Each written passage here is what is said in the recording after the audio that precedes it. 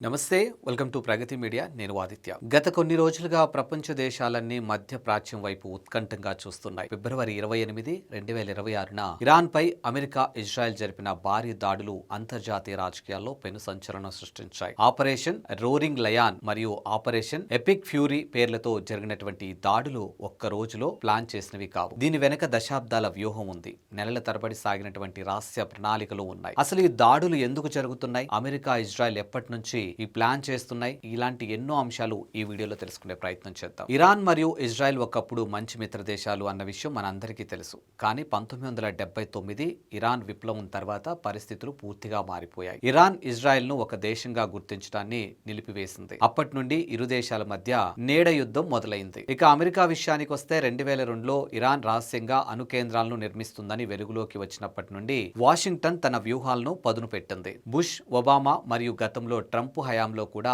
Iran అణు సామర్థ్యాన్ని దెబ్బతీయడానికి అనేక ప్రణాళికలు సిద్ధమయ్యాయి. అయితే 2024 అక్టోబర్లో ఇరాన్ నేరుగా ఇజ్రాయెల్ పై 180 క్షిపణులతో దాడి చేయడంతో ఈ దాడులు, ప్రణాళికలు తదుపరి స్థాయికి చేరుకున్నాయి. 2026లో ఇప్పుడు జరుగుతున్నటువంటి దాడులకు అసలు పునాది 2025 జూన్లో పడింది. జూన్ 13, 2025న ఇజ్రాయెల్ ఆపరేషన్ రైజింగ్ లయన్ ప్రారంభించి ఇరాన్లోని అణు కేంద్రాలు మరియు క్షిపణి స్థావరాలపై దాడులు చేసింది. అప్పట్లో అమెరికా నేరుగా యుద్ధంలోకి దిగినప్పటికీ ఇరాన్ అణు కార్యక్రమాన్ని అడ్డుకోవటానికి ఇజ్రాయెల్కు పూర్తి గ్రీన్ సిగ్నల్ ఇచ్చింది. ఆ 12 రోజుల యుద్ధం తర్వాత ఒక తాత్కాలిక కాల్పులు విరమణ జరిగింది. కానీ ఇరాన్ తన అణుశుద్ధిని ఆపకపోవటం, అమెరికా విధించినటువంటి షరతులకు లొంగపోవడంతో 2026 ప్రారంభం నుండి అమెరికా మరియు ఇజ్రాయెల్తో కలిసి ఒక ఫైనల్ ఆపరేషన్ కోసం ప్లాన్ చేయడం మొదలుపెట్టాయి. అమెరికాలో కొత్త ప్రభుత్వం బాధ్యతలు స్వీకరించిన వెంటనే ఇరాన్ వ్యూహం పూర్తిగా మారిపోయింది. సైనిక మోహరింపు, జనవరిలో యుఎస్ఎస్ అబ్రహం లింకన్ యుద్ధ నౌక,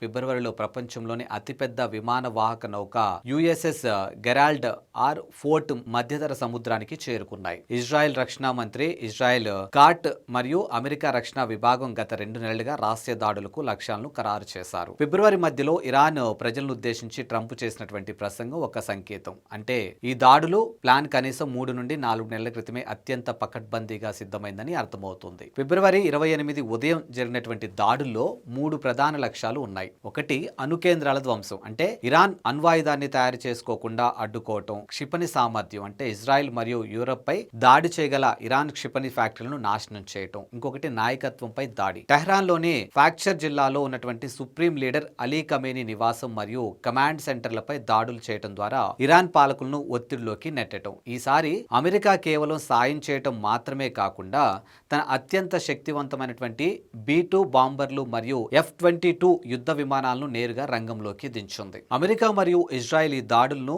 ముందస్తు ఆత్మరక్షణగా అభివర్ణిస్తున్నాయి. ఇరాన్ అణ్వాయుధ దేశంగా మారితే అది ప్రపంచ శాంతికే ముప్పు అని వారి వాదన. అయితే ఈ దాడుల వల్ల మధ్య ప్రాచ్యంలో మరో భారీ యుద్ధం మొదలయ్యే అవకాశం ఉంది. ఇది ప్రపంచ చమురు సరఫరాపై మరియు ఆర్థిక వ్యవస్థపై తీవ్ర ప్రభావం చూపుతుంది. ఈ వివాదం ఎటువైపు దారితీస్తుందో కాలమే నిర్ణయించాలి. కానీ ఒకటైతే స్పష్టంగా అర్థమవుతుంది, ఈ దాడులు ఎప్పటి నుంచి సిద్ధం చేసినటువంటి ఒక పెద్ద భౌగోళిక రాజకీయ వ్యూహంలో భాగం అన్నట్టుగా తెలుస్తోంది. ఈ యుద్ధం గురించి మీ అభిప్రాయం ఏంటో కామెంట్ రూపంలో మాకు తెలియచేయండి. ఇలాంటి మోర్ అప్డేట్స్ కోసం చూస్తూనే ఉండండి ప్రగతి మీడియా.